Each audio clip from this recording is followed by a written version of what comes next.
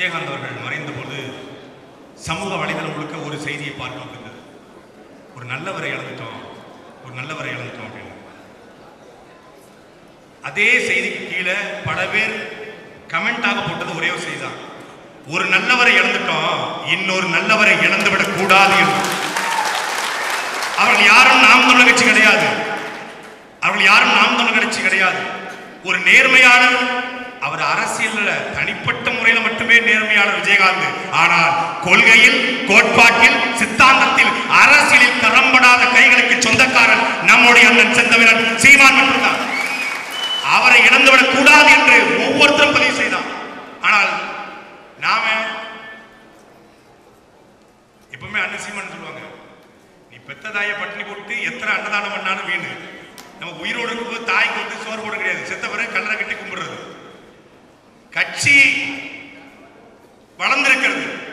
கட்சி எந்த அளவுக்கு வளர்ந்திருக்கு அப்படின்னா, தெய்வ திருமணம் முத்துராமலிங்கத்தோட நினைவிடத்துக்கு போகும்பொழுது 8ஆம் வகுப்பு படிக்கக்கூடிய சிறுவன் ஒரு பேருந்திலிருந்து கையை நீட்டி அண்ணன் அடுத்த நாம தான் என்று சொல்லுகிற அளவுக்கு நாம் தமிழர் கட்சி வளர்ந்திருக்கிறது.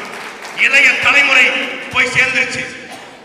எனக்கு முன்னாடி பேசுற எல்லாரும் அந்த கட்டமைப்பு தான் சொன்னாங்க. ஆனால் அதில் மிக முக்கியமான பங்கு வகிப்பது பொருளாதாரம். 2015 பொதுக்குழு நினைக்கிறேன், சீமானவர்கள் இதே சென்னையில சொன்னாங்க, 1000 பேர் 1000 ரூபாய் திட்டம் சொல்லி கிட்டத்தட்ட 8 வருஷம் ஆச்சு. 1000 பேர் 1000 திட்டத்துல எத்தனை பேர் சேர்ந்துருக்காங்க தெரியுமா? இது வரைக்கும் 209 பேர் 8 வருஷத்துல. இதை சொல்வதற்கு உனக்கு தகுதி இருக்கான்னு கேட்காதீங்க. நான் மாதம் 2000 ரூபாய் சாட்டையின் வருமானத்திலிருந்து நாம் வச்சு கொடுத்தாருங்க. தனிப்பட்ட முறையில் இந்த 1000 ரூபாய் ஆயிரத்துல ஒரு 1000 பேர் கூட நாம் தமிழர் கட்சிக்கு 1000 ரூபாய் கொடுக்க முடியாதா? முடியும். ஆனா செய்யல. முதல்ல இந்த மாதத்துல இந்த 1000 பேர் 1000 ரூபாய் திட்டத்துல 1000 பேரும் நிரம்புவது மட்டும்தான் நம்முடைய முதல் வெற்றியாக இந்த பொதுக்குழுவில் இருக்கிற சூழ்நிலையாக இருக்கணும். இன்னைக்கு எத்தனை பேர் இணைய போறீங்க?